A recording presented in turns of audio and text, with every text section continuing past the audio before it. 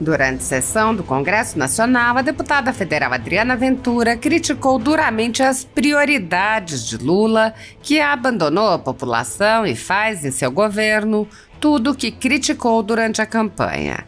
A deputada se exaltou ao mencionar as viagens de Lula pelo mundo, enquanto a economia se degrada e a população empobrece.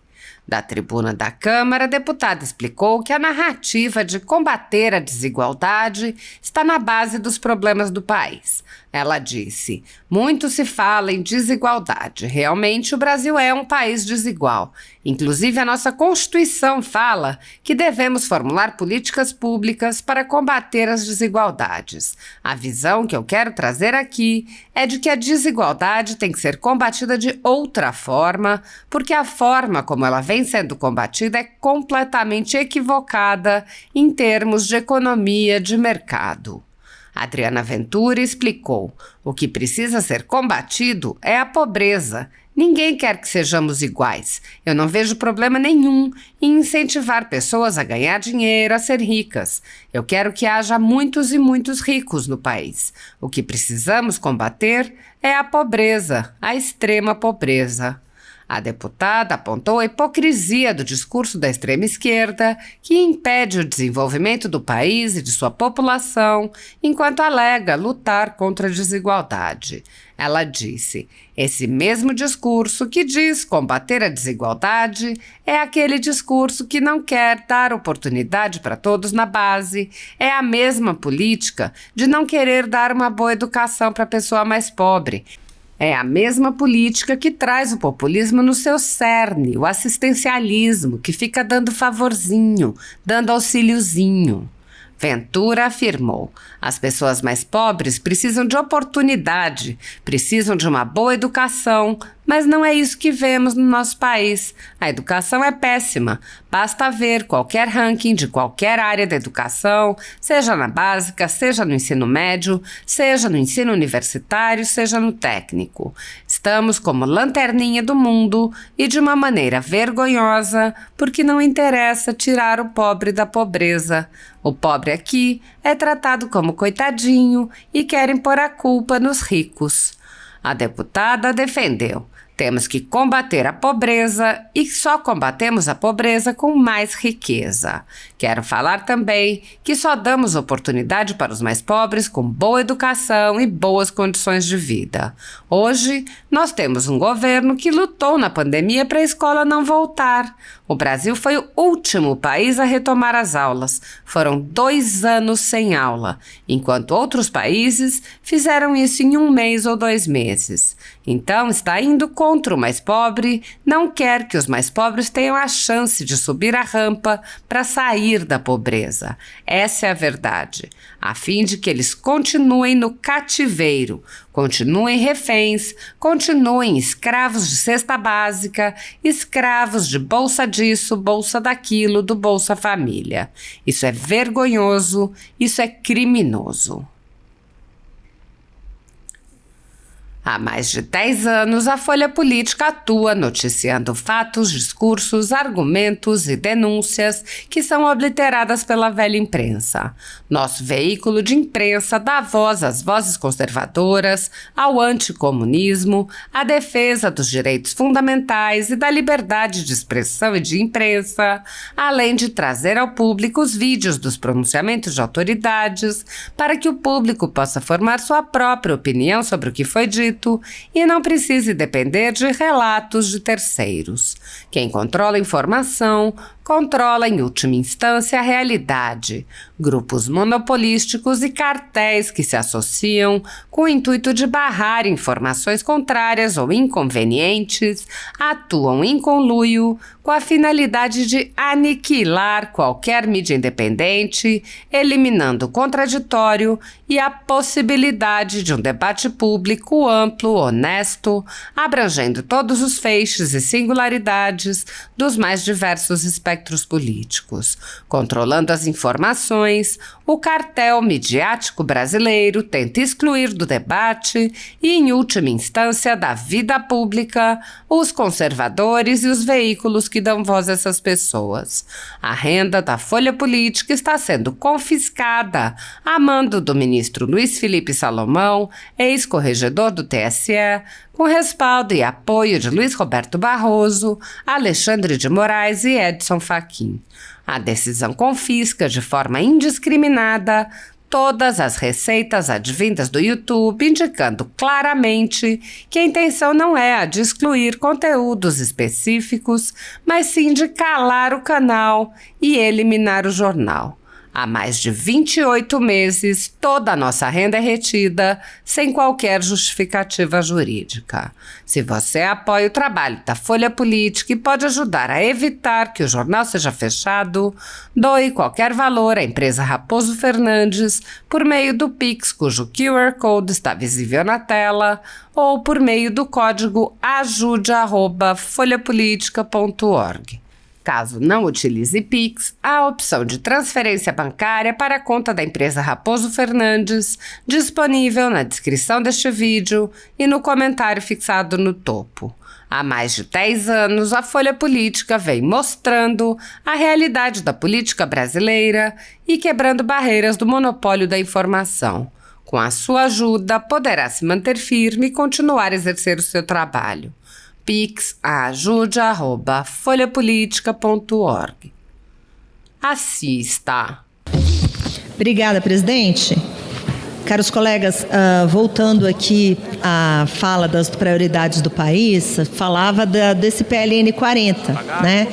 Que ele teve, ele mudou o escopo no sentido de incluir esse envio de recursos para compensar a perda de ICMS de arrecadação dos estados e municípios, o que é louvável, o que é justo, né? Então, quanto a isso, este PLN é meritório. Por essa razão, nós estamos encaminhando de forma favorável, mesmo tendo a questão já dita que éramos contrários, né, às verbas destinadas para projetos de compra de apoio. Mas o benefício, neste caso, está muito maior do que essas questões. Eu parabenizo aqui o deputado Mauro Benevides pelo relatório, pela sua sensibilidade, encaminhando o voto favorável. Mas o que a gente realmente tem que discutir aqui, eu acho que são as prioridades do nosso país, né? A gente hoje vive uma situação onde nós temos um presidente completamente apaixonado. E como todo apaixonado que já tem uma certa idade, ele realmente só olha corações e paixões. Então são muitas viagens, eterna lua de mel, viaja tanto, mas tanto, para tantos países do mundo que esqueceu do país que ele foi eleito. Não por mim, porque eu não votei nele, obviamente. Mas, de qualquer maneira, ele só viaja. E note bem, sem simplicidade, é coração o dia inteiro, né? Hotéis de luxo. E quando chega aqui, nos poucos momentos que está aqui, móveis de luxo, sofá de luxo, cama de luxo. Chegou ao cúmulo de querer fazer um avião luxuosérrimo, 400 milhões de reais, um valor absurdo, para suas viagens para o exterior ser mais confortáveis. Quer dizer, uma aberração. Prioridade é dar comida para o pobre. E o salário mínimo aumentou muito pouco. O salário mínimo, uma vergonha. A educação, as escolas continuam sem banheiro, as pessoas continuam sem saneamento, e a prioridade é viajar mundo afora, visitar os amigos de ditaduras conhecidas como sabemos, fazer pose e ficar em hotel de milionário. Porque é o que acontece. Basta ver que tem muita coisa em sigilo, gastos em sigilo, uma vergonha. Criticou tanto o sigilo do governo anterior que, diga-se de passagem, eu não estou aqui para defender o governo anterior, não. Eu não estou aqui. Eu estou aqui para defender essa pouca vergonha que estão fazendo, que é essa hipocrisia. Hipocrisia. Governo Lula está pondo em sigilo quase tudo. Muito mais. Criticou na campanha. Sigilo de gasto, e está fazendo a mesma coisa. coisa, uma vergonha. Prioridade não é ajudar pobre. Se emociona, pode se emocionar no discurso e no populismo, mas o Paz e Amor se emociona mesmo quando pega o aviãozinho e vai curtir o exterior em hotel 6 estrelas. É isso que está acontecendo, o sigilo está aí, os fatos estão aí. Mas eu subo aqui, presidente, para falar da questão vergonhosa também que aconteceu, o debate que tivemos ontem na Comissão Mista de Orçamento sobre o fundo eleitoral. E para deixar claro aqui o meu posicionamento, todo mundo sabe que a gente é contra o fundo, queremos que ele acabe, mas ele existe. Então o governo mandou 900 milhões, existe uma situação do valor de 2020, que foi 2 bilhões, e de uma maneira suja, sorrateira, aumentaram esse fundão para 5 bi, e as campanhas ficam bilionárias. E agora está a discussão, e tiraram, ou querem tirar, ou pensam em tirar, dinheiro da emenda de bancada. Um dinheiro que, aliás, já está completamente desvirtuado, porque já virou emenda individual, uma pouca vergonha absurda, que eu não vou nem comentar. Mas, de qualquer maneira, ontem na CMO posicionei de uma maneira muito clara. A instrução normativa de ontem não tem validade nenhuma, porque CMO não decide sobre isso. Os deputados de cada bancada têm que ser ouvidos. E não é o coordenador da bancada não, viu? Todos os deputados da bancada têm que opinar e votar se querem pegar um valor da emenda de bancada para levar para o fundão. Eu sou contrária, eu sou pelo 0 recurso, ou no mínimo os 900 milhões que foi enviado, ou no máximo os 2 bilhões de 2020. Muito obrigado, senhor presidente. Obrigada, presidente. Caros colegas, eu subo essa tribuna para dar uma visão um pouco diferente que nós defendemos, nós do Partido Novo, porque muito se fala em desigualdade, né? E realmente, o Brasil é um país desigual. E na nossa, inclusive, Constituição, falam que devemos formular políticas públicas para combater as desigualdades. A visão que eu quero trazer aqui é que a desigualdade ela tem que ser combatida de uma outra forma. Porque a forma que vem sendo combatida a desigualdade ela é completamente equivocada. Ela é completamente equivocada pela economia, pelo mercado. Sabe por quê? Porque existe a noção que a culpa de existirem pobres são os ricos. Então o objetivo é tirar dos ricos para dar para os pobres. Como se a riqueza gerada fosse criada de uma maneira 1 para 1, como se fosse um cabo de força. E a história mostra que não é isso. A história mostra que a pobreza que existia em 1800, 1900, até os anos 2000, ela foi diminuindo no mundo por conta do aumento de riqueza. O que a gente precisa incentivar e o que precisa ser combatido é a pobreza. Ninguém quer que sejamos iguais. Eu não vejo problema nenhum em incentivar pessoas a ganharem dinheiro e a serem ricas. Eu quero que tenhamos muitos e muitos ricos no país. O que a gente precisa combater é a pobreza, a extrema pobreza, porque esse mesmo discurso que diz combater desigualdade é aquele discurso que não quer dar oportunidade para todos na base. É a mesma política de não querer dar uma boa educação para aquela pessoa mais pobre. É a mesma política que traz o populismo no seu cerne, assistencialismo, né? Fica dando favorzinho, dando auxíliozinho.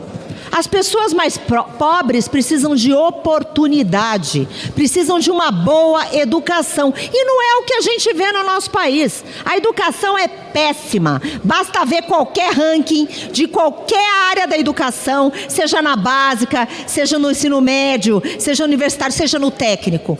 Estamos como lanterninha do mundo e de uma maneira vergonhosa, porque não interessa tirar o pobre da pobreza. O pobre, Aqui é tratado que nem coitadinho. E para isso vamos pôr a culpa nos ricos.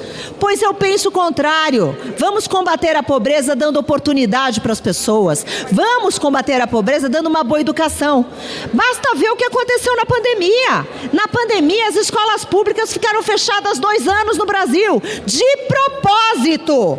De propósito. Para o quê? Alimentar corporativismo da educação. Todo mundo vacinado, 1 dose, 2 doses. E os mais pobres, sem aula, sem escola pública. Por causa de uma política que quer manter pobre no cativeiro, com um discurso bonito. Vamos contra os mais ricos. Porque, olha, tem muita pobreza, o Brasil é desigual. Eu quero falar aqui que a gente tem que combater pobreza. E também quero falar aqui que a gente só combate pobreza com muito mais riqueza. Quero falar aqui que a gente precisa dar oportunidade para os mais pobres com boa educação e boas condições de vida. Hoje nós temos um governo que lutou na pandemia para a escola não voltar. O Brasil foi o último país a retornar às aulas. 2 anos, enquanto outros países 1 mês, 2 meses. Então, está indo contra o mais pobre. Não quer que os mais pobres tenham chance de subir a rampa para sair da pobreza. Essa é a verdade. Para continuar no cativeiro, para continuar refém e para continuar escravo de cesta básica, escravo de bolsa disso, bolsa aquilo e bolsa família. Isso é vergonhoso, isto é criminoso. E outra coisa que eu quero falar que também é muito importante, vamos gerar emprego e riqueza para que o pobre não precise se tornar no cativeiro de bandidos que fingem defendê-los, né? Chamando os mais ricos que geram emprego de pessoas exploradoras, que foi inclusive o que a gente viu nas questões do Enem, né? O capitalismo que explora, o capitalismo que escraviza o coitadinho do trabalhador. Isso não cola mais. A história mostra. Vamos gerar riqueza para tirar o pobre da pobreza. Eu queria fazer coro com a deputada Adriana aqui, na manifestação dela, sobre a questão da educação no período da pandemia. O maior legado que nós podemos deixar, que uma sociedade pode deixar para o progresso humano, é a educação. E ficar 2 anos com as escolas fechadas, senhor presidente, 2 anos com as escolas fechadas, alegando que estava reduzindo o contágio, né, foi a maior estupidez que se fez em qualquer período de luta contra uma pandemia, contra qualquer coisa. Eu fui gestor de pandemia, não deixei fechar escolas no H1N1, e o H1N1 matava a criança. Esse não mata. São casos raros e crianças com comorbidades. Então, deixar as crianças pobres, porque elas não tinham internet, os pobres não tinham internet, sem educação, sem nenhum acesso à educação, foi um dos maiores crimes que se cometeu contra a educação brasileira, e os que promoveram isso não querem mais falar no assunto, ignoram o assunto, fazem cara de paisagem quando a gente acusa que eles cometeram esse crime, e eles parecem que não aconteceu nada, que não houve. A população pobre do Brasil, as crianças pobres do Brasil, ficaram 2 anos sem qualquer tipo de educação. E o governo atual, a linha política do governo atual foi conivente com isso. E isso não pode nunca mais acontecer, e o estrago já foi grande que chega. Obrigado, deputado Osmar.